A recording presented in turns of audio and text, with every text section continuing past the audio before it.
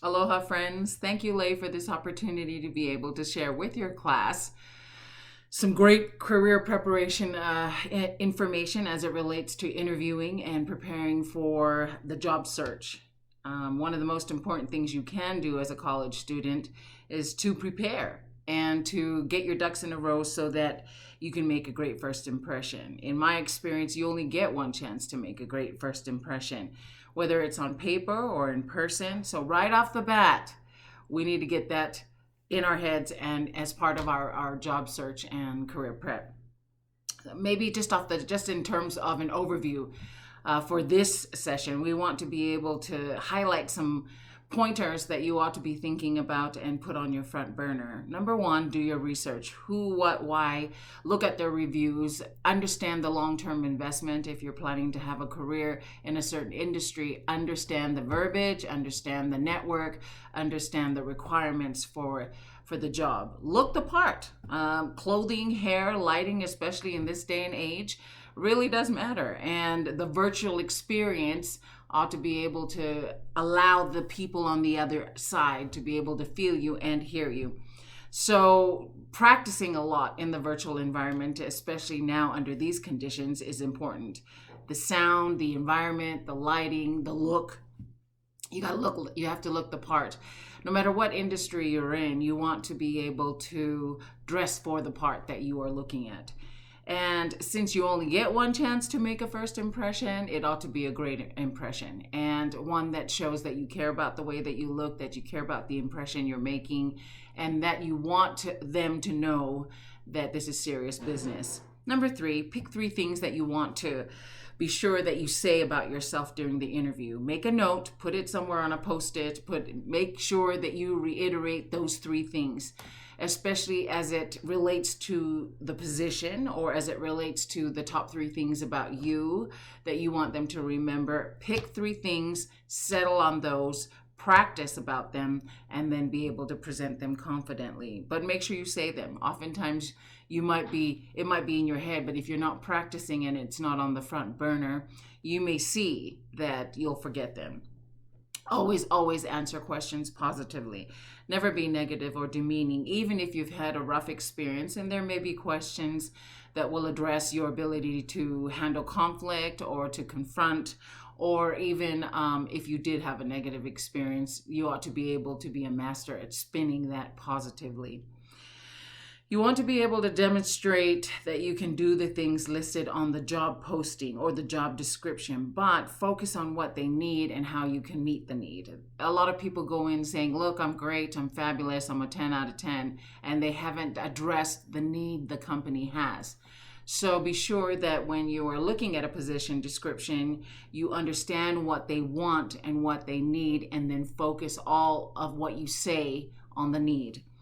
Say that you want the job. Some people are a little timid and a little shy about that, about saying, I want it in the beginning and I am a great fit at the end. It's important that you reiterate again and again that you want the position or you want the opportunity to be considered. And then ask questions. One of the biggest mistakes you can make in an interview is to not ask questions. Often at the end, they give you an opportunity to just have a last word. That would be an opportunity to ask questions about the culture, the company, the people, because you are investing and because you are taking time to investigate whether or not that's a good fit for you. You ought to be able to prepare some questions, and we'll go into that in greater depth. Finally, the last thing that I would always say and remind applicants and as they're searching is to be able to follow up with a thank you. Keep so that you are able to be kept on the radar. As you're scanning LinkedIn and as you're following companies or people on LinkedIn, it's important that you communicate with the recruiters before, during, and after the interview process. Even if you're not considered and even if you're not selected, the important thing is if they can think about you for at least a couple of seconds a day, you'll be on their radar. So follow up. Follow up with the purpose that this is your effort to network. Okay, so in the days before your job interview, I want you to be able to set aside time to do the following. like I said at the very get-go, is to do your research, do the due diligence that you need in order for you to be able to speak confidently to the company and the interviewers. A lot of people come into the interview and not have looked at the website. They haven't gauged the salary ranges. They haven't looked at reviews. They haven't gone on to see what kind of impact, or even on their social media platforms, they have not done the research. And that is the biggest mistake. If you do that, however, it does give you a solid understanding of the company's culture, their goals, their background, the people, the employee dynamic, and that's going to help make your decision and help solidify whether or not you want to invest the time and the effort and the career into this position that you're applying for. Number 2, practice your answers to common interview questions. Oh my goodness, that's really important, particularly because they will ask a form or version of the questions that everybody asks. It might not be word for word, but it's basically the same gist. And if you are not able to answer the question and you ham-haw because you weren't prepared, that's a little bit of a red flag. Understanding that you're going into an interview, understanding that you should have done some preparation, you really can go online and find 25 questions that interviewers will ask and prepare accordingly. The most important thing is to be able to practice answering those questions. Some tips that I give my career prep class, or the students that I've worked with, or even as an HR career facilitator, is to be able to tell them, practice how you're going to present the answer. You cannot wing it. Putting it in here and being able to deliver it effectively is so key. They're watching the cues, they're watching the confidence, and they're definitely trying to gauge whether or not you are able to articulate a good fit. And so practicing questions prior to the interview is probably one of the most effective ways to be prepared. Now, one of the questions that did come to me was, how do I answer? Tell me about yourself, and why are you interested in this role? That is the most common, probably the first question in at least the beginning round. And if you aren't able to articulate in a professional, poised, pointed way, it's a waste of time. That one question at the very beginning does set up the interview vibe and does give the first impression. So, for example, if someone was to ask you at the very beginning of the interview, tell us a little bit about yourself, even if it's presented casually, and why you want this position and why you're a great fit. Be sure that you say the 3 things that you want to make sure that you're remembered for, that you express interest and gratitude for the opportunity, and that you address the need that they have. Be sure that you don't waste time saying, oh, I'm a recent graduate, I just got married, I have a pet, I like social media. Those things are a waste of time. Be targeted, be focused, and be able to address the need that they have for this position. So if I was to do, for an example, my name is Lay Pakalani. I'm really excited to be here. I appreciate the opportunity to meet all of you in person and to be able to spend some time with you.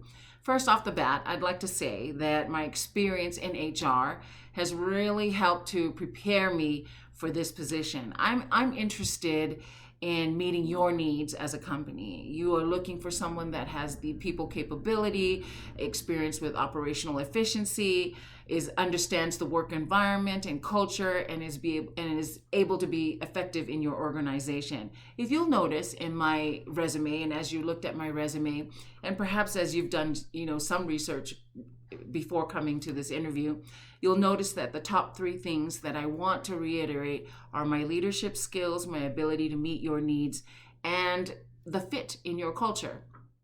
I'm coming in hands wide open, arms wide open, to be able to be taught and to be able to make sure that the learning curve is not difficult for you. So saying something like that is way more effective and starts the interview right. They can get down to the nitty-gritty rather than you ham-hawing and wasting 30 seconds to a minute on I have a wife and I have kids. Those things are irrelevant in an interview. So don't do that. The next thing I'd like to talk about is to make sure that you reread and understand the job description. What they post is a general view. And so that does give you an idea of what they're looking for and what they need, what the qualifications are, what the requirements are, what might be nice to have, what's important to them will all be in that position description. You might want to print it out, highlight, underline where you meet the need. And then you want to be able to focus on examples where you are able to align with what they need. For example, if they're looking for a technology guru, the bulk of your resume and the bulk of your presentation should be able to say to them that I understand what you're talking about. I know the systems. I have the technical skills that can meet your need. Again and again, it's not really about you. It's about how you can fit their need. So focus, target, pinpoint, and then say what they need. Number 4, use the STAR method in answering questions. I'm sure this is familiar to you. I'm sure you've heard it in different classes under the business umbrella regarding the situation, the task, the action, and the result. Do not explain your life or get caught up in the story when they're asking you for an experience. What they're asking you for and looking for is your ability to address what they want, show me how you met the need, and moving on. Do not explain your life or tell a long story.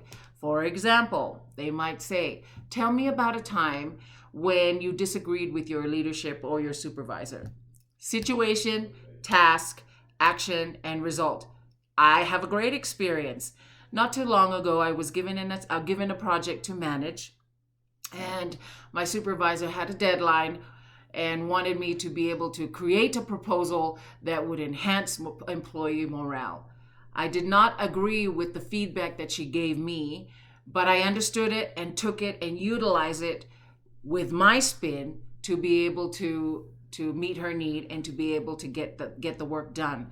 We finished the proposal, we presented the proposal that met her needs, that had my spin, and we were able to win the opportunity to do more projects. Something like that, quick point, get to the point, targeted, moving on. But do not explain your life. Every single time I have people who come into interviews and they go on and on and on, I will cut them off and tell them, in the interest of time, I want you to stick to and get to the point.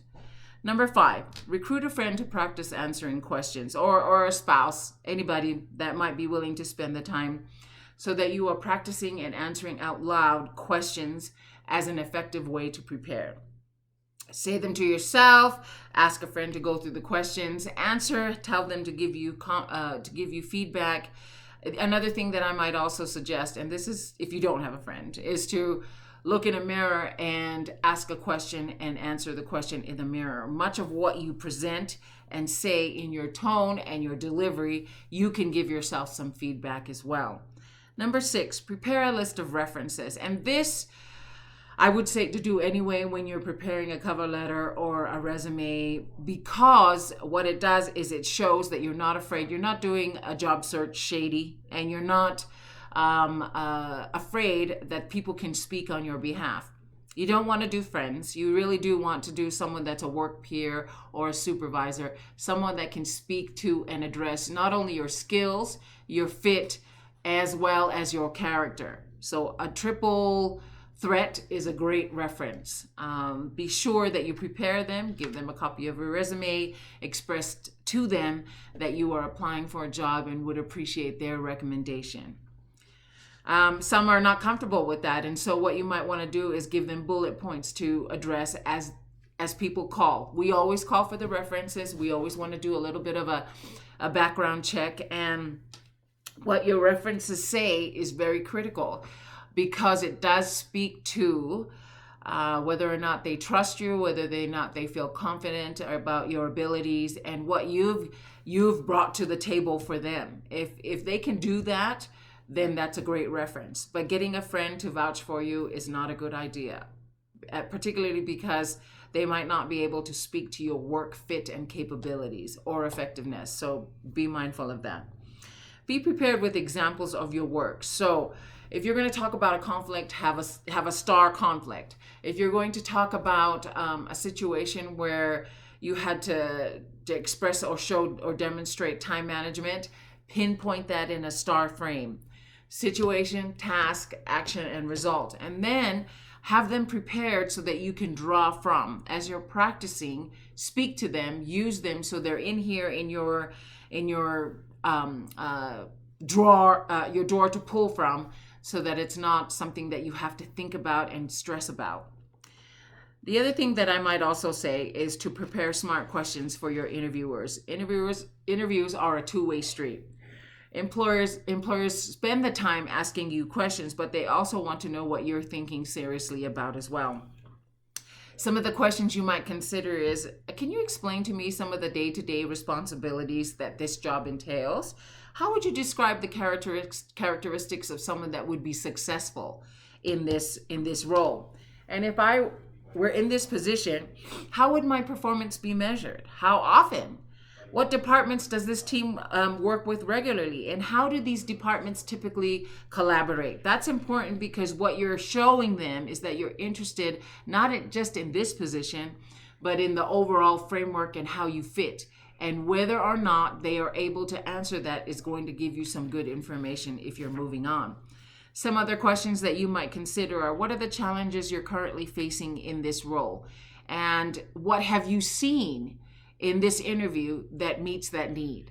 That's a little bit more confident than most people are comfortable with. But again, remember, you're not making it about you, you're making it about them, and showing that you want to meet their need. Number 9, plan your interview attire the night before. I know that you may not think that this is important, but if you're speaking to a recruiter, and even virtually, you want to be able to be sure that you are investigating the dress code in the workplace and that you choose your outfit accordingly. Do not be too casual. Do not be too uptight. Find something that represents your personality, but that is still appropriate. You want to show that you care about your image and your professionalism. For men, that means a clean-cut, kempt look. For women, that means dressing up to the role. And I say that often because it does show that you care, and it does show that this is the best impression I'm giving you, and so I want you to take me seriously. And often, if you don't care about the way you look, you won't care about the work that I have for you. All right, number 10, bring copies of your resume and a notebook and a pen. More often than not, they'll already have that. They'll already have your resume and have had a chance to review it. Bring it just in case if you're going to be in person, and this time usually it'll be a PDF that they've given to a search committee or a talent council. Be sure that you ask at the beginning of the interview, have you had an opportunity to look at my resume? That's the first step to making sure that they at least know what you're coming with. And then as you're going through the interview, what you want to do is, as much as possible, maintain eye contact. But then if there are things that you want to note for a round 2 interview, or to follow up on, or to address at the end, make a note. I'm not talking about a full-on sentence. I'm talking about a trigger that you can come back to. The other things that I might add is, don't bring a laptop to take notes, and don't take notes on your phone. That's really an unspoken taboo, because your attention is directed elsewhere. If you can just write a note really quickly, like a word or picture or an icon, that does help. Number 11, plan your schedule so that you can arrive 10 to 15 minutes early. The worst thing that you can do is show up late. That is strike 1. And so sometimes in my experience, what I've done is gone to the building or gone to the company. I've looked it up online. I've driven there, so I know the way to go and the time frame. I want to get there about 10 minutes early. I want to be able to be calm, and I don't want to come in all flustered and late. Never, never, never. If you're not there by about 10 minutes early, that gives the receptionist a time to get to know you and probably to interview you, even though you don't even know that's happening. And then that does give you time to take a breath, gather your thoughts, and be ready for when it's your turn. Number 12, make a great first impression. I've said this about 7 times already, and that's important. You can't forget the little things like shining your shoes, making sure your nails are clean and tidy, checking your clothes for holes, stains, loose hair, loose threads. If you're displaying a confident body language and a smile throughout, that will matter. If they're interviewing 12 people and you have cared about the little things, including leaving your phone, including tone, breath, hair, the look, it'll add to your points. Number 13, treat everyone you encounter with respect. The people on the road, the people in the parking lot, the security guard, the receptionist, the front desk staff, everybody that you are meeting in your effort to the job interview is going to probably be somebody that we can research. I always ask the receptionist, what was your impression? If they're conversational, if they're calm, they're collected, if they're kind, if they're polite, all of those things matter, because they will put on their best face and you will put on your best game face and impression in the interview. But when you leave and before you enter, I wonder how you really are and if you're able to treat people that might be able to give your potential employer some feedback. So remember that. Number 14, practice good manners and body language. Confidence isn't talking about yourself. Confident is exemplified in your body language from the moment that you come into the building and the minute you leave. So sit up and sit tall, put your shoulders back, take a deep breath. Be sure that any kind of feelings of anxiety you've already shaken off. And then the interviewer would probably extend, maybe not now in the virtual environment, but in face-to-face and person-to-person, they might extend their hand first to initiate a handshake. Stand, look at them in the eye, remember their name, and your handshake should be firm but not crushing. Remember that. We want to be able to say, hey, I'm happy to be here. Thank you. Let go. Moving on. Start to frame the vibe in the interview by thanking them for the time and remembering their name. The other thing I might also add is that you can win them over with your authenticity and positivity. We don't want to just, okay, you ask me a question and I give you an answer. We want the employers to be able to relate to you. So being authentic and who you really are does come through. You want to be able to show your positivity with a smile, to acknowledge things that they might have said that you agree with and can relate to. And your body language will say a lot. Make sure that, and keep the interview light and constructive. Showing your interest is leaning forward, being sure to address people eye to eye. And if you're in the virtual environment, try to engage as if they were there. You are talking to them.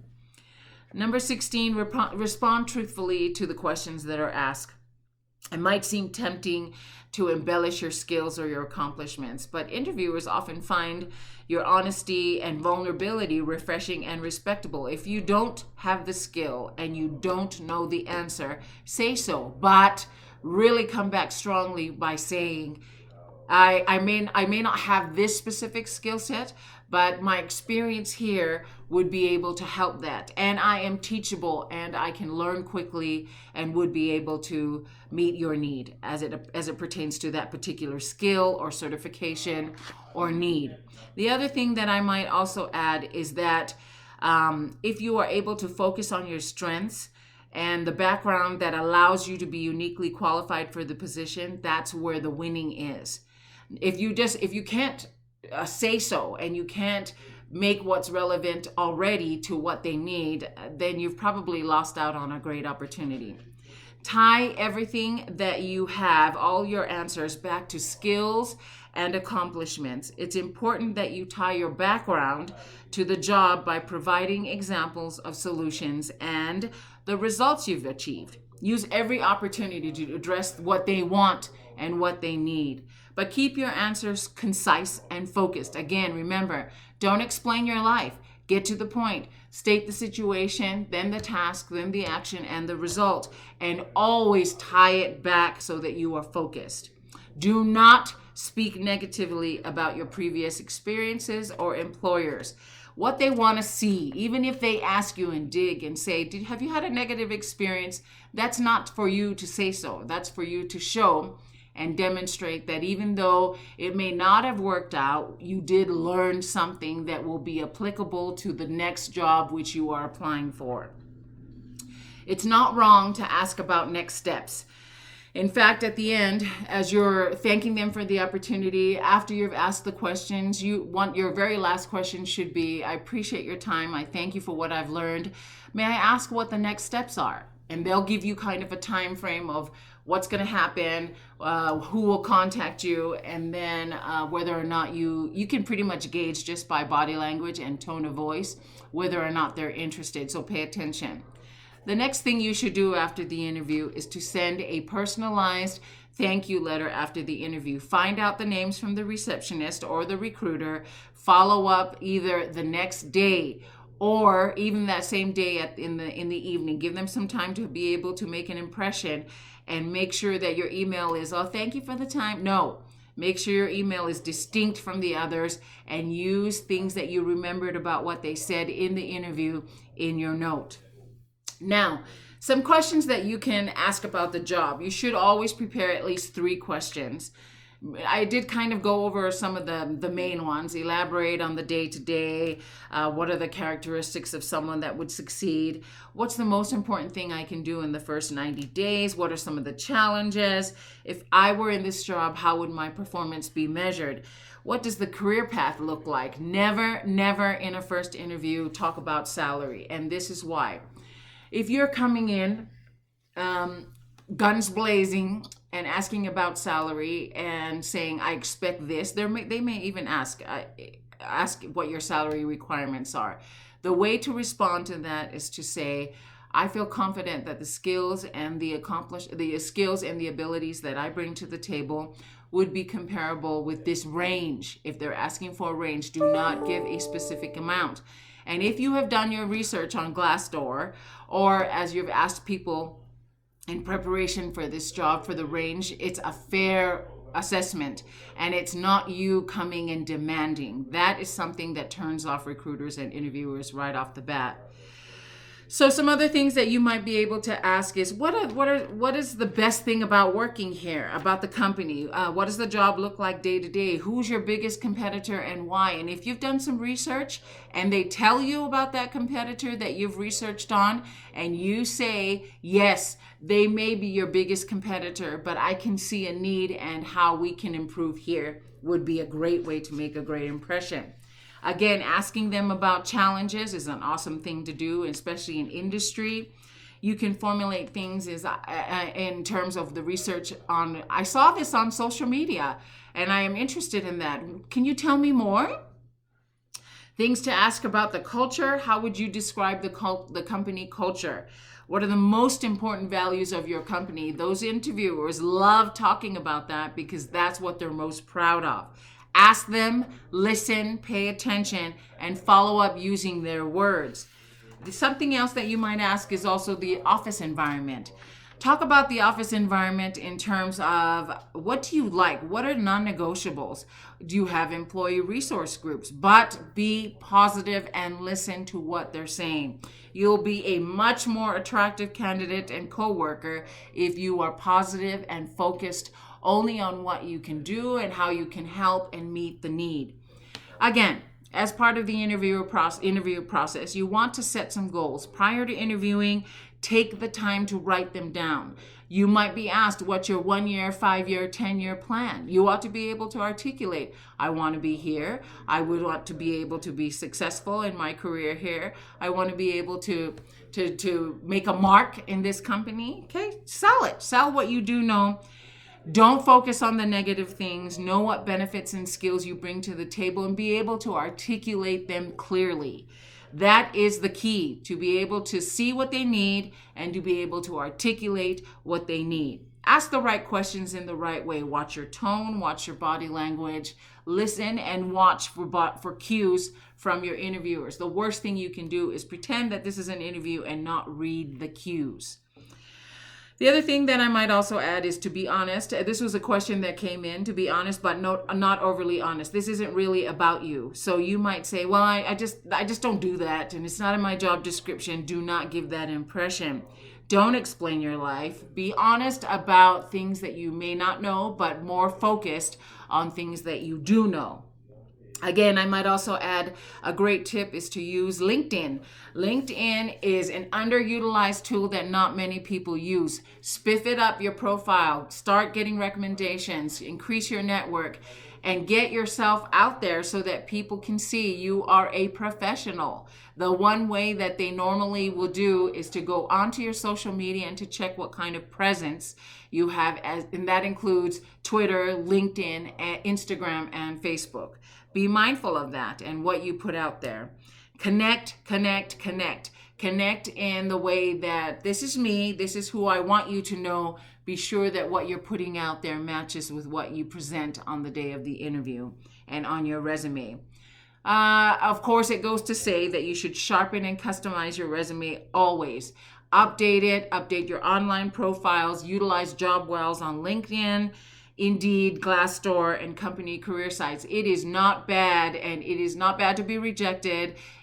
All it is putting yourself out there and increasing your value as someone that is confident enough to try again. One thing that I find with young applicants is that they're not willing to fail, and they take a rejection so personally.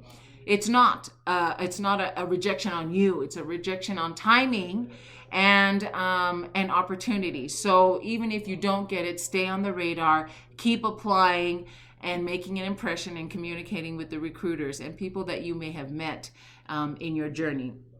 The last thing that I might say, in the interest of time, we're at 30 minutes. I apologize for going over a little, is as you are interviewing, be sure that you are focused, targeted, grateful, and that you are willing to follow up. This is an opportunity for them to see you. If you only have one chance, then you only have one chance to make sure that they hear what you need them to hear and that you are making an impact on the things that they need for their organization. I hope that some of these things have helped you.